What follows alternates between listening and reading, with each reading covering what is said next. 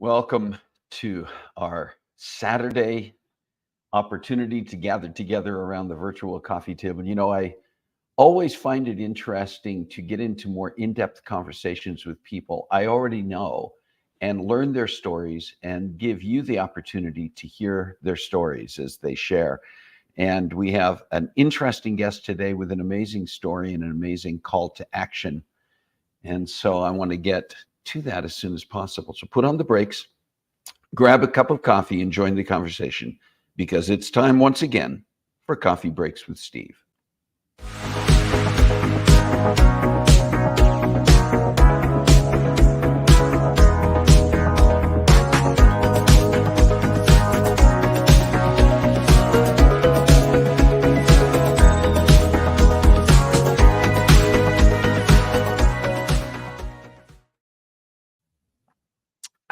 Oh, that feels good. Well, here we are on it's Saturday, June 15th, 2024. If you are joining us live, that's the date. And please do join us around the virtual coffee table and say hello in the chat, as many are doing, and join the conversation today. If you happen to be tuning in later and watching this recorded, because we do record, we do show this on both Facebook and YouTube later on. So if you're joining us later on, you can still make your comments in the chat, ask your questions in the chat. But I see a number of people are on here. I want to say good morning to Christina, who is our special guest today. And so Christina is joining us in the chat, which means that when we get to the conversation, our conversation, you can ask her questions, make your comments, and she'll be able to respond in the chat. And I see a number of you are saying hello here as well. Jerry Thompson, good morning. Jason Wheelock, Didi Kiso, Carla Venturi, Rick Venturi. All right, everybody's getting tuned in this morning. Last week we didn't have as many people tuning in live, which happens sometimes because you got people doing things for vacation, holidays, and a variety of other things. So it's always fun when I all of a sudden see a bunch of people popping in and saying good morning here. I wanted to mention a couple of things here that this thought was going through my mind because I saw that Jerry Thompson was one of the first people who tuned in, and very often one of the first people who tunes in every Saturday. And while everybody is special here, there are some people that you just kind of have a wow moment when you think about it. Other than my family, my siblings, who often tune in here, and there's some of them on here today, Jerry Thompson and I go back further than just about anybody else I know because we were in elementary school together back in the day. And Jerry, you can respond to this. I don't think even at some of the reunions and other events, I'm not sure that we've actually even seen each other in person in any number of years. But I so appreciate the fact that we are able to stay connected on Facebook. Isn't that one of the great things about Facebook? I know Facebook gets controversial sometimes, but we have the opportunity to connect, reconnect, stay in touch with people that are part of our lives, sometimes part of our lives from eras past.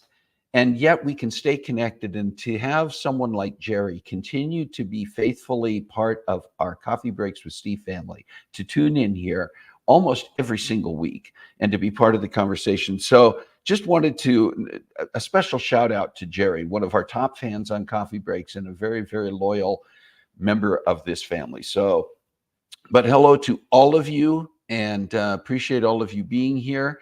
And we're going to be talking about a few things today. I'm just kind of rambling at the moment because I'm still getting up to speed with Mike. I hope you have a beverage of your favorite sort with you, whether it's coffee, tea, water, milk, juice, whatever you might drink. If it's something that has something a little more added to it, that's fine too. It's up to you. Mine does not. Mine's straight coffee, pure coffee. I don't even typically add cream or sweetener to my coffee. I do occasionally. And I tend to do it more frequently if I'm at a restaurant. Are any of you like that? Like if I'm drinking my coffee at home, I almost always just drink it black. I just drink it straight without anything added. At a restaurant, if I'm having breakfast out, it depends. Sometimes I'll still do it black, and sometimes, especially if they have those flavored creamers like the hazelnut or the French vanilla or something like that. I will add the flavored creamer and a little bit of non-sugar sweetener to it. I don't know. I'm not sure why that is. It also depends on what I'm having for breakfast. If I'm having something a little sweeter like pancakes or waffles, I tend not to add things to my coffee. But if I'm having just like, the eggs and hash browns and that type of thing, bacon, then I have a more of a tendency to want to add things. I don't know why I'm rambling about this stuff, but hey, add your own comments in there. Hey, listen, I want to talk about a few things in our sweet and savory this morning and let you know some things that I popped up there, as Shalane would say, is our charcuterie. And tomorrow is Father's Day. Father's Day always comes on the third Sunday in June, is always Father's Day. We have Mother's Day in May, Father's Day in June. What are the differences in terms of how we tend to celebrate? I think with Mother's Day, we tend to want to give mom the day. I think we maybe do the same thing for dads. But for mom, we really want to give her the day off because moms work their tails off 24/7, 364. Or on leap year 365. So that one day, if we can give them a break, like so many other things, it shouldn't just be one day a year, but at least on Mother's Day, we just give them the day off. For dads, we do similar things, but dads, it's more activity based. Does dad like to go fishing? Does dad like to go play golf? Does dad like to barbecue? We kind of give dad the go ahead to do his thing out there, wherever it might be. I've never been so much into those sports-based activities. So for me, Father's Day has always been about family, spending time with family. And with our grandsons, Remy and Jameson, visiting right now, we do have some things that we are planning on doing this weekend and particularly tomorrow. And so I'm looking forward to that. But yeah, tomorrow's Father's Day. How in your family, if you are a dad, what is the way that throughout your dad life you have enjoyed celebrating Father's Day? What is it for you that makes it special? And if you are married to a dad, I don't know where I'm going with this exactly. If your husband is a dad, or your dad is a dad, or a grandfather or whatever, how do you like to celebrate with the dad person in your life? Just curious about that. I'll learn to talk, don't worry, we'll get there. Also, this past week, Dick Van Dyke, this guy, you talk about living legends and treasures. Dick Van Dyke became the oldest person ever to win an Emmy when he won a daytime Emmy for appearances on I got to make sure I have it right. Days of Our Lives, soap opera Days of Our Lives. It was not a comedic role. It was a more dramatic role, as I understand it, but he won a daytime Emmy for that. The man has won a total throughout his career, because the man, again, is a legend in every aspect of show business, has won 6 Emmys now, including this, which puts him in second place for all-time Emmys won. He is also, at 98 years old, still has a goal in his life to be an EGOT. An EGOT is someone who has won an Emmy, a Grammy, an Oscar, and a Tony. And can you guess, he has 3 of those 4. Can you guess what Dick Van Dyke does not have yet that would put him in line for an EGOT if he gets it? Looking for your guesses on here about what you think Dick Van Dyke still needs at the age of 98. The man's still going. What he still needs to accomplish in order to be an EGOT. And I'm seeing Carla says she thinks a Grammy. I'm seeing Grammy pop up here. I'll give another few seconds for some guesses, and then I'm going to let you know. Believe it or not, this came as a surprise to me. He has a Grammy. He has an Emmy. He has multiple Emmys, Grammy, Tony, because he was on Broadway in shows like Bye Bye Birdie. He has not yet received an Oscar. And if he can, surprising to me, but the man does not have an Oscar. I think he's been nominated, but never won an Oscar. And with an Oscar, the man would be an EGOT. And his comment during the interviews following the Emmy Awards was he hopes that it's not posthumous. he is already planning a one-man show where he will be on stage and do some acting and dancing and singing and then do audience interaction. 98 years old. I think that's pretty amazing. So, wow, Dick Van Dyke, you're an inspiration to all of us, no doubt. I'm a big fan of the TV series, the HBO series Band of Brothers. I've watched it multiple times. It is on my bucket list to do one of the tours that takes you to the Band of Brothers sites, from their training in the United States and England to some of the actual battlefields, including Normandy. This a week and a half ago, 2 weeks ago, not quite 2 weeks ago, was the 80th anniversary of the Normandy landing, June 6th. The night of June 5th into June 6th, paratroopers parachuted in behind enemy lines in France to support the landings in Normandy. And the Band of Brothers is based on one specific book by Stephen Ambrose, but also takes elements from books written by others, including soldiers who were part of the 506th Parachute Infantry Regiment of the 101st Airborne Division, Easy Company, now known as Band of Brothers.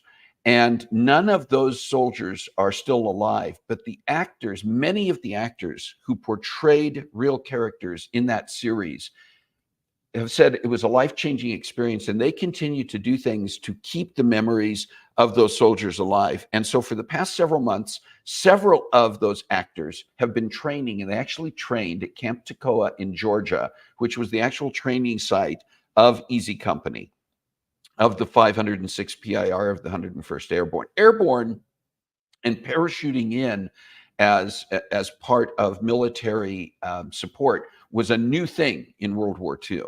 And these men were among the first. These men who were part of Easy Company were among the first, the Band of Brothers. So these guys trained. Several of the actors trained. Several other actors supported them in the process. They raised money to do this as part of a documentary that's being produced, a nonprofit documentary that is called, I believe, From Toccoa to Normandy. The jump from Krych to Normandy. Krych is a hillside, a mountain at Camp Toccoa that these soldiers in training would have to run up in full gear as part of their training. And that was their battle cry. Krych was what they would yell during their training.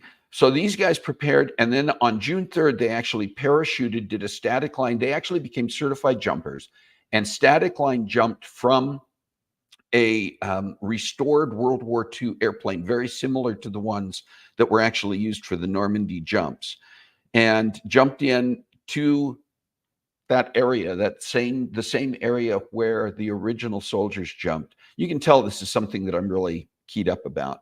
And then afterwards, they all got together with fans and with some of their comrades who had joined them there to support them, and celebrated with a little bit of suds. And anyway, I just thought that was extremely special. I'm looking forward to the production of the documentary, and that as part of the commemoration of the 80th anniversary of the D-Day invasion landings at Normandy and the support that went on. We hear a lot about the landing craft, and it was a major thing for those beaches, those beach landings on D-Day. But there was so much that was going on behind enemy lines as well for these guys to come in and make it possible for those landings and the move inward from the beach to be successful. Okay, it's enough of that. I've gone on longer than I anticipated with that. Had a couple of birthdays. We have a couple of birthdays coming up this week. Stephanie Ladera, you may recall several weeks ago, Paul and Stephanie joined us on Coffee Breaks with Steve to talk about their retreat that they're putting together, their special farm that they're putting together, the Blue Ruby Farm in California. And Stephanie is celebrating a birthday on Monday, June 17th. So happy birthday to Stephanie. And then June 20th, this coming Thursday, would have been my sister Corey's birthday, and would have been her 59th birthday. We lost Corey to cancer a little over 4 years ago now, but still recognize, celebrate, acknowledge her birthday Corey is a special part still of my siblings and my time together. When we do things together, Corey's always close in our thoughts and in our hearts. So happy birthday this week to my sister Corey as well. Do you have a special day coming up this week? Share it in the chat. Let us know what you have coming up. Maybe it's a birthday, maybe it's an anniversary, something else special that you yourself are celebrating, or somebody very close to you is celebrating that you want to make sure we celebrate and acknowledge with you. And if you've got something coming up perhaps later in the month of June, not that much time left in June, but perhaps in July, August, sometime the rest of this year, you can send us an email at cbwsteve@comcast.net so that we can celebrate with you. We'll put that on our calendar to make sure that in the proper week, we celebrate and acknowledge your special day as well. All right. Okay, listen, again, a lot going on. Oh, someone's at the front door. That's fun. You hear the doorbell ringing? I'm not sure. Looks like it's a package delivery, so we'll get that in a few minutes. But I didn't catch one of my grandsons. You said, "Oh, I'll get it." So we got that taken care of. I love it. Listen, I want to tell you a little bit about our special guest. She's here in the chat with us, and that's a cool thing. But I want to give you a little bit of background about our special guest. Christina Krych is a U.S. Army veteran, entrepreneur, and nonprofit professional with 30 plus years of experience in conducting logistics and operations in military and commercial sectors. Christina enjoys activating teams to achieve greatness while realizing organizations' stretch goals. She focuses on the details and on building strong internal and external relationships to create successful, resilient organizations. Her career is supported by a bachelor's degree in international relations from Norwich University Military College of Vermont and a master's degree in international studies from University of Denver, plus an associate's degree in baking and pastry. She's going to talk about all of that when we get into the conversation. Christina served 23 years in the U.S. Army, serving in 3 infantry divisions as a logistician. As a military operations planner, she supported the 3rd Infantry Division's Stabilization Force, or SFOR, peacekeeping rotation in Bosnia-Herzegovina from 2001 to 2002. She and her team delivered critical life-sustaining support to 1st Infantry Division's soldiers in Operation Iraqi Freedom from 2004-2005 in Tikrit, Iraq. After her operational assignments, Christina was trained as a European Foreign Area Officer and assigned as a political military specialist to embassies in Warsaw, Poland, and London, UK, to cultivate vital senior level intergovernmental relationships with our NATO partners. Following military retirement, she gained experience in nonprofits, a venture-funded early-stage startup, and as a small business owner and entrepreneur. She won over $50 million in grants to foster community health and social support programs. Christina is honored to continue to serve veterans as the Chief Operating Officer for Sabre 6 Foundation. She also nourishes her passion for baking by being the content creator for Christina's Bread Bakes, an online program which assists new bakers in learning the art of baking amazing bread. She primarily lives in beautiful Manitou Springs, Colorado, with her family, where she finds peace and restoration by hiking, mountain biking, and trail running in the breathtaking Rocky Mountains. It's a long bio and intro, but you can see why I did not want to cut that short. And so now you get to hear Christina's story and my conversation with her. So make sure you participate in the chat because Christina is here to answer your questions and your comments. Christina, welcome to Coffee Breaks with Steve. It's great to have you here. Thanks for joining us. Thank you, Steve. It's a pleasure to be here with you. I always think a good place to start in learning people's stories is at the beginning. So what was your childhood like? You want to talk a little bit about your upbringing, the family and cultural influences that were involved there? Yeah, sure. So I am a 4th generation Italian American, actually Sicilian American. So I grew up in a community that was still pretty insulated. Italian American community outside of Boston, Massachusetts. But when I was born, we were still very, very much a Sicilian American family. We, had all the big family gatherings and huge explosive conversations and, arms going all over the place A lot and of passion, a lot of lots and passion. lots of passion. Nice way to say it. A lot of emotion, always wearing emotion on our sleeves. That's kind Wow. of a Sicilian American thing.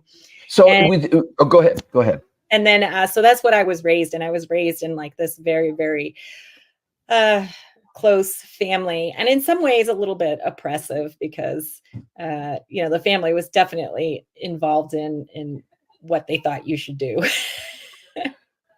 So when are you an only child? Do you have siblings, and where did you fit in to the family dynamic? So I had one brother, and he is 13 months older than me. So just Okay, a so year you're older pretty than me. close. Yeah, very So, close. you mentioned it could be oppressive. Was that a lot of that based on the fact that you were a girl? I mean, how did the culture, the Sicilian culture, as well as the family personality, affect that? And how did it affect you in your own personal drive or lack of same? Yeah, so my dad ended up marrying my mom, who is not Sicilian American, who's not in the Italian community. Okay. She actually has a more Central European family history. So came from Ukraine, Slovakia, southern Poland area. So she came from like Orthodox Ukrainian background. Okay. My mom did. So my mom came into the family with some different ideas and different dynamics. She actually was raised as a sort of as a military brat, but Mm. her mom passed away very young too, and she got passed around between relatives a little bit. She ended up living with her grandmother quite a while her father, who was in the military, was doing his military career. And then, anyway, she ended up moving to Andover with her dad and met my father, and they got married. So my mom brought kind of a different perspective Mm. to the family, which actually served me well because I feel like growing up in the Italian American community, you as a woman, it can kind of be hard because the men really are allowed to kind of have freedom and do what they want to do and have an opinion and say whatever. And the women sometimes are kept to societal norms. And those might be you get married, you have children, you live next door to mom and dad, you come over to the grandparents, bring the grandkids, you slave away to take care of the house and the home and the family. Hmm. Um, and then you take care of your aging relatives. And in the meantime, the men can go do what they want to do. At least that was the feeling when I was growing up. And my mom, thankfully, because she came from outside of that community, had very different ideas. Now she was now having said that, my mom was a mother who did very much take care of the home and supported her family and was a delicious cook and so she did fill that role, but she also brought some different ideas to the family dynamic. How did that affect you? Did you feel like it limited you? Did you feel stifled, or did you find yourself maybe rebelling a bit against some of that and pushing back and seeking your own path? Yes, so it's funny. My mom will tell a story. She's like, Chris, she said, you could not wait to be born. She said, as soon as I went into labor, you were like right there. You were like crowning and ready to go. She said, I couldn't even hold you back if I wanted to. She said, you came out and you were just a force to be reckoned with. From the time I was born, I was just born with a very outgoing personality. Um, very strong mind, strong-willed, independent spirit. And that's hard growing up in a community where there's some societal norms that you're expected to comply with. So in a lot of ways, it did feel oppressive growing up. Yeah, it did feel very oppressive to me. As you got older and now you're getting ready to start making decisions a little more independently, gone through elementary school, going through high school, and you're looking toward post high school, what were your plans and how did that play out? So I will say that one thing that my mother and father did agree on as far as their kids go is prioritization of education. So when it came time to go to college, now they always told us, "You are going to college, you are going to college." So that is one thing that was a big difference, right? In some of these societal norms, like some of these oppressive families wouldn't educate their women. It just wouldn't be done. But my parents did find value in that, and I'm so grateful and so thankful that they did, because I feel like that was my way out of those societal norms. So it came time when I graduated from high school, my parents gave me the leeway of saying, "Okay, you choose the college, you choose your education path, and we'll find a way of affording it." Okay. And so So, what did you choose and why? so I ended up choosing Norwich University. It's the Military College of Vermont. It's an it's an old institution. It's been around since 1819. It was founded in. It's in a beautiful, beautiful small town of about 4,000 people in the Green Mountains of Vermont. And I went and looked at a few different colleges. And when I walked onto the Norwich campus, I just felt like I was home. It Mm. felt welcoming, and it was in surrounded by natural beauty, and it was so calm and so peaceful. So it is a military campus. So the students were in uniform, and there are uh, military conventions there. There's a Corps of Cadets. It's the birthplace of ROTC, It correct? is the birthplace of ROTC. They have a long, long history. And actually, 2 years prior to the other service academies allowing women, this academy allowed women in. Okay. So they are this year or coming up celebrating, yeah, I think it's this year, 50 years of educating women. Wow. That's great. So there was a strong presence of women on campus relative to Sure. military, and one of the women who showed me around campus, I mean, I just saw myself in her. She was from New York City. She was either, maybe she was Puerto Rican or Dominican, I'm not sure, Mm. but also an immigrant family, very strong-willed, very New York, and I just saw myself in her. And so she definitely had a big influence in me choosing to go there. And then I knew that I wasn't a particularly disciplined student. I was smart, I was intelligent and a good student, but I knew I wasn't particularly disciplined. So some of the other universities just wouldn't suit me because they were a little too crazy, a little too chaotic. And I really loved that.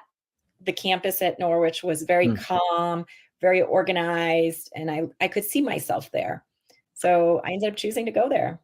Did And it you? ended up just changing the trajectory of my life. Well, yeah, because I was going to ask. I mean, you didn't go there initially with the intent of making the military a career, but that changed Yeah. during the time that you were at Norwich. One of the things about Norwich is they you can do civilian education through them, like not go in the military at the end of your education with them, or you can choose a path to go into the military by participating in ROTC. So when I initially entered into the school, I wasn't considering military. I knew it was a military environment, and I was okay because of the structure, and I knew I could study there. But then what ended up happening is the first 2 years you have to participate in ROTC training. Everybody does, regardless of where they're going. It's just part of our training by going into the military college. And it ended up working for me. I loved it. It was fun. It was challenging. It was probably, the first time in my life where I felt like, oh, I can do this. And like feel like I wasn't having the pressure of having to conform. Yes, you're conforming to military requirements, but beyond that, it was like I could push myself physically. I Hmm. could challenge myself in all sorts of leadership ways that I had never been able to do before. And so it ended up really working for me. And I by the end of my freshman year, ended up enlisting in the Army. And then I ended up going to basic training.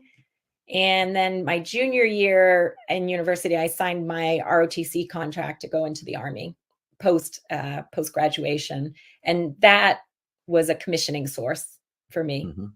So with ROTC, I had an obligation that I had to go in active duty, and my initial active duty obligation was 4 years. And so when I entered, I was really grateful because it gave me a job right out of college.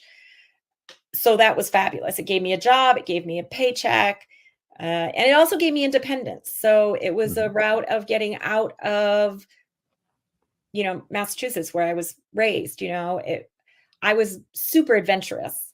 My personality loved to just meet different people, languages, culture. That was always something that was personal passion for me. And so I ended up getting a degree in international relations from Norwich University, and because that was a passion of mine, just Okay. different cultures, different languages, and stuff. So when I went in the Army, I saw it as a path of adventure.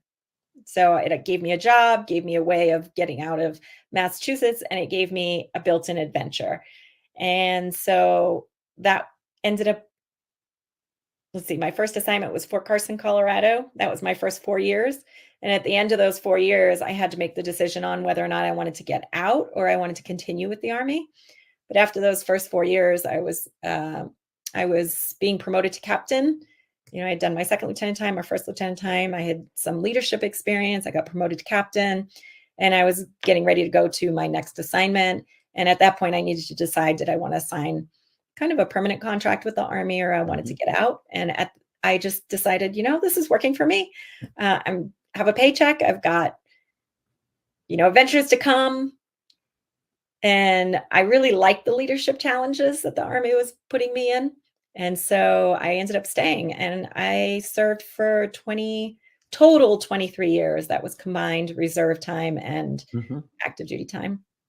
And where did you end up? Where were some of, just to sort of highlights, what were some of your posts during those 23 years and some of the key experiences that really you feel made a difference for you?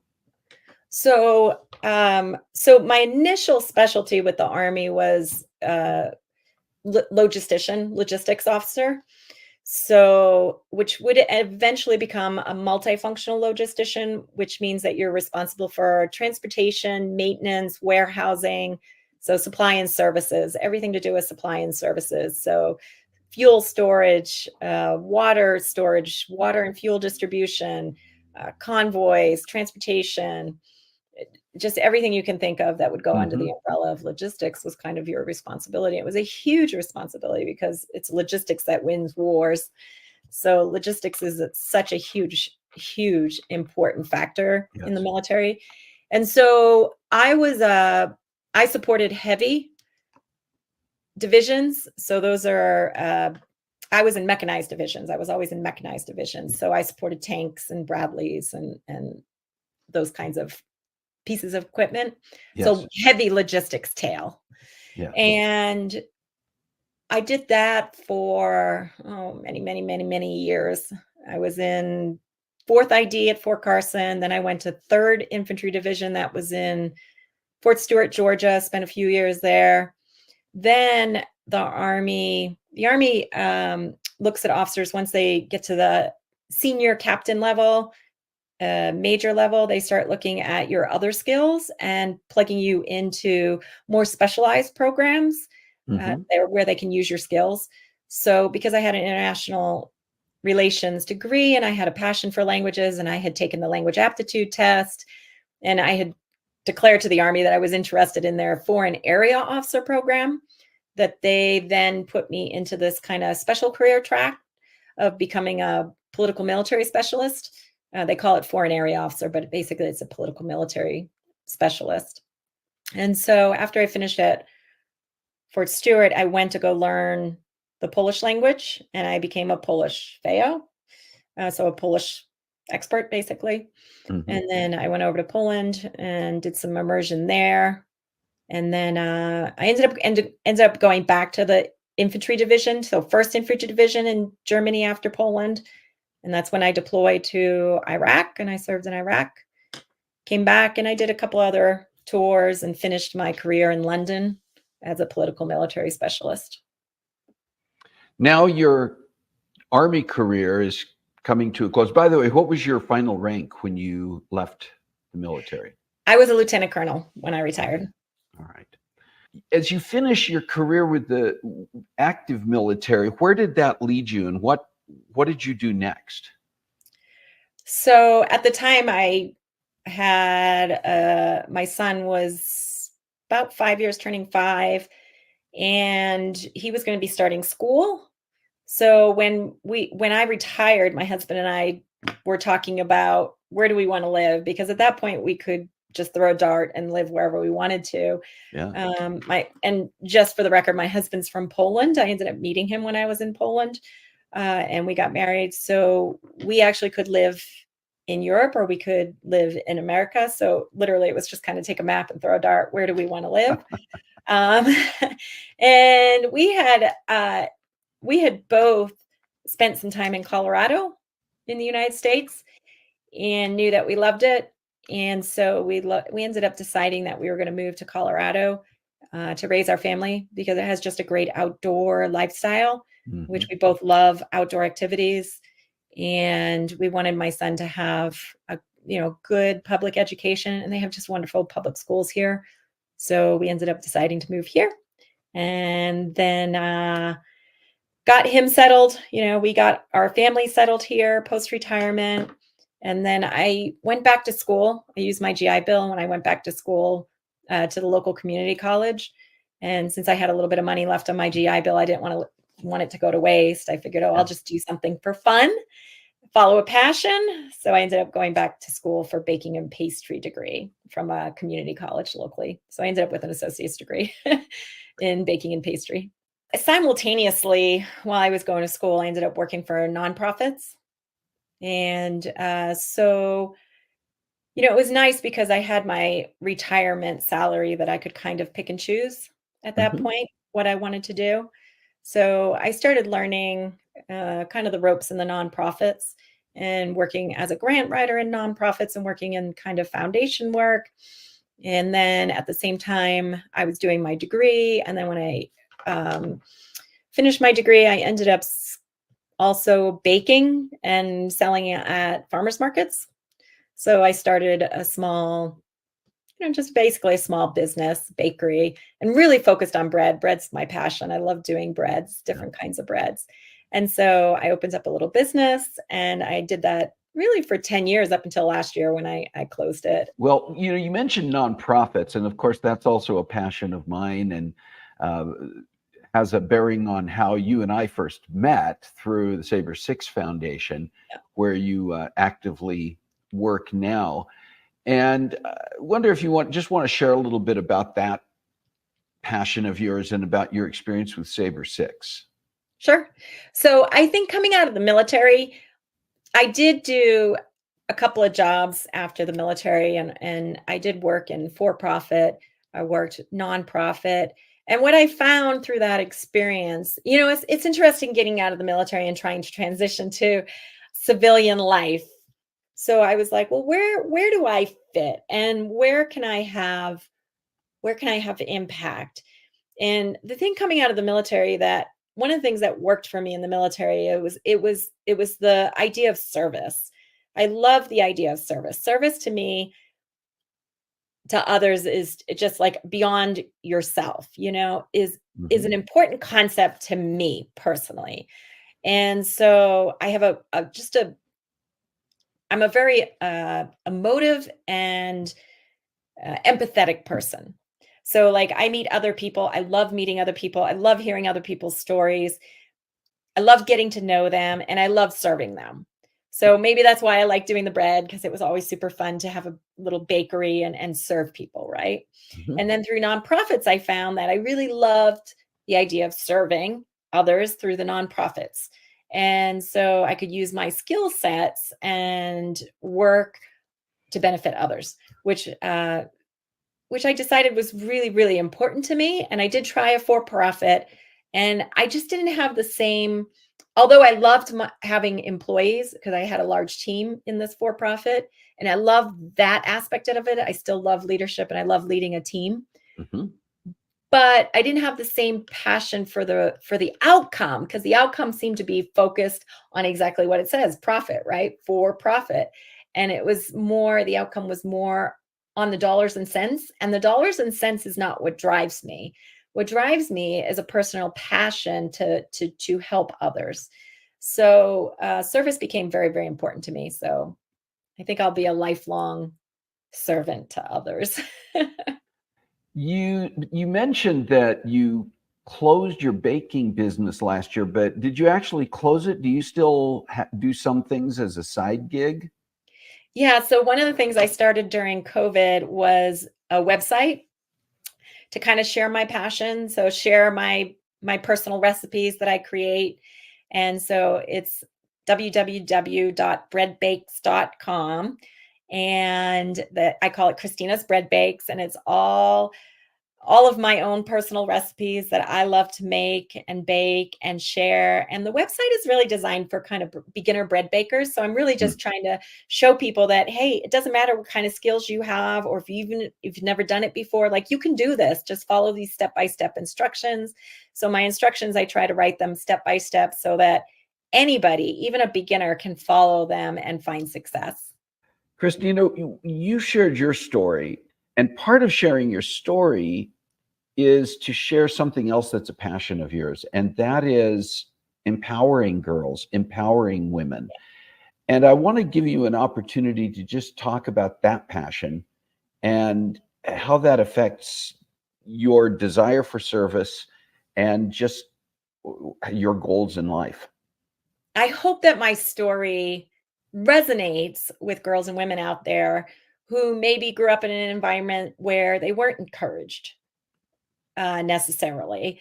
Um, Maybe encouraged in some ways and not encouraged in other ways, but maybe those other ways that they didn't feel encouraged hold them back. So, what I would just say is, I really, really want to empower girls and women to just make decisions. Just make a decision and go for it. Like, try to get yourself out of feeling fear.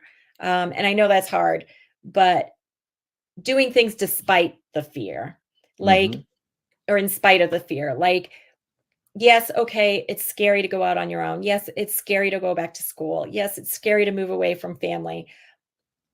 All those things are scary, or scary to go into the military when that's not what people would want for you, right? Like, and maybe people try to tell you, no, you can't do that. What I would tell you is you can do anything you set your mind to. That is, put your mind to it and you can make it happen. You set your mind on it, you can do it. And so that's a very important message that I want to give to girls and women out there. Even when there's setbacks, you're like, Hmm. okay, that's all right. I'm going to get back on track and I'm going to go forward and I'm going to continue to do this. And just the challenge alone will strengthen you. Excellent. Christina, I want to thank you so much for taking the time to join us on Coffee Breaks with Steve, to share your story, to share your encouragement to others. Thank you for your service as you served in the military, and thank you for your continued service as you share your passions to continue to make a difference in this world. Oh, well, thank you so much, Steve. One last thought, Absolutely. and it's something that we had talked about previously, but I never, and I want women just to kind of put this on their hearts.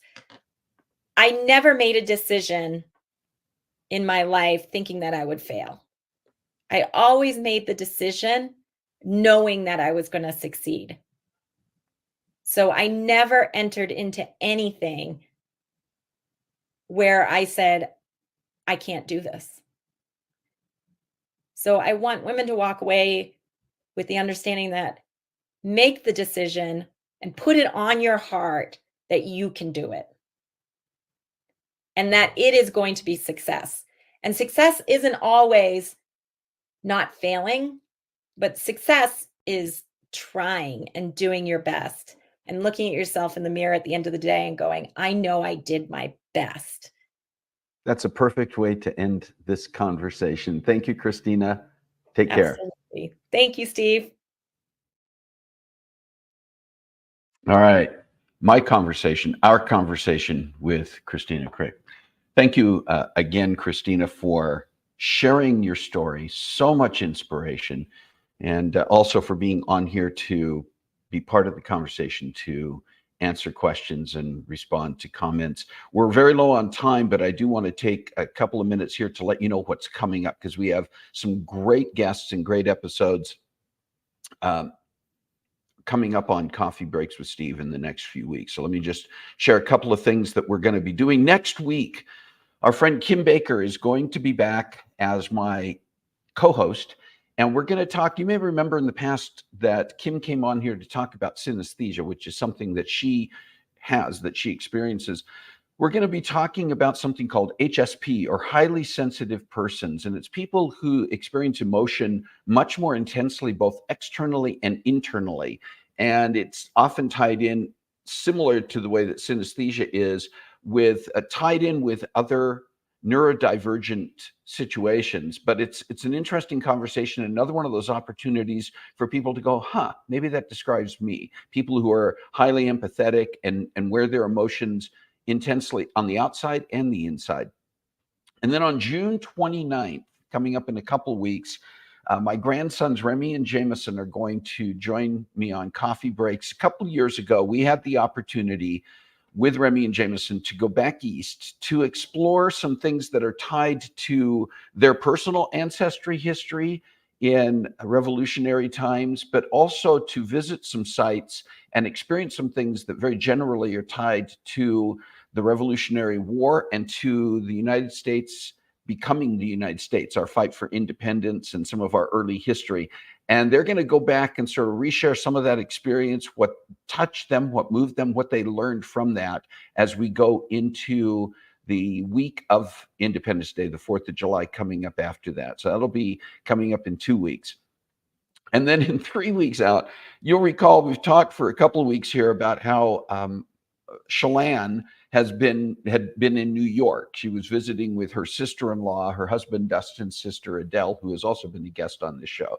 And both of them involved in acting in the performing arts, went to New York, overlapping a week and a half, with some time overlapping, and each of them doing some things independently on either end. But we had an opportunity to talk to Shalane after she got home and hear some of her adventures, and in some cases misadventures, about this trip. And it's funny, it's engaging, and it also kind of talks about how sometimes the best laid plans, there's that part of Robert Burns' poem that says the best laid schemes of mice and men are oft gangagle, which translated to actual English from the early Scottish means that sometimes our best laid plans go wrong.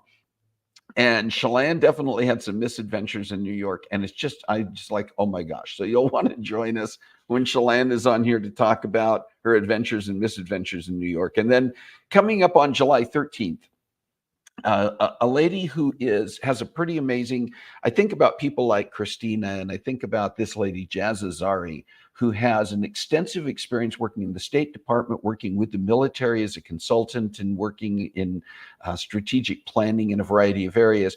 But she was inspired a few years ago to begin writing a series of medieval fantasy novels that are what she refers to as the Lost Legacy series. So an author who's writing some amazing stories. And so we're going to meet Jazz, and you're going to have a chance to hear her story and hear about these amazing books that she is writing. We have some other things coming up on the horizon with Coffee Breaks. That gives you the next few weeks. What are the topics you'd like to discuss? Do you have some ideas about topics that we should be talking about around our virtual coffee table? You're part of the conversation, so you get to help inspire and move us in that direction. There may be guests who you would like to see on the show. Maybe someone that you can make an introduction to, or just someone that you think we should be reaching out to. We'll give it a shot. But let us know. You can email at cbwsteve@comcast.net to share your ideas. And then finally, a reminder once again, if you are already a subscriber to our YouTube channel, thank you very much. Would you please make sure you take time to go out there from time to time, check out the videos that are there, like them, watch them. That's going to move us up in the algorithm on YouTube. and help us reach more people. The other thing that you can do, if you're not already a subscriber, please subscribe to the page, watch and like our videos. If you are already a subscriber to our YouTube channel, would you please share that link, share that channel with the people around you? Do you not agree that there are so many people out there who would benefit, who would be moved by Christina's story and by her inspiration and by her call to action to women everywhere, to people everywhere? And we have so many great guests and so many great topics. We want more people to see that. And the more people who are subscribed, the more people who are going to be able to experience these great conversations. And the more we're also going to be moved to the top of the list when people are doing searches on YouTube. And that also means more people are going to see and hear about us. Not looking to promote myself, but I want to make sure that we are promoting and bringing attention to our topics and these fantastic guests who are willing to come on Coffee Breaks with Steve and share so much that is so meaningful.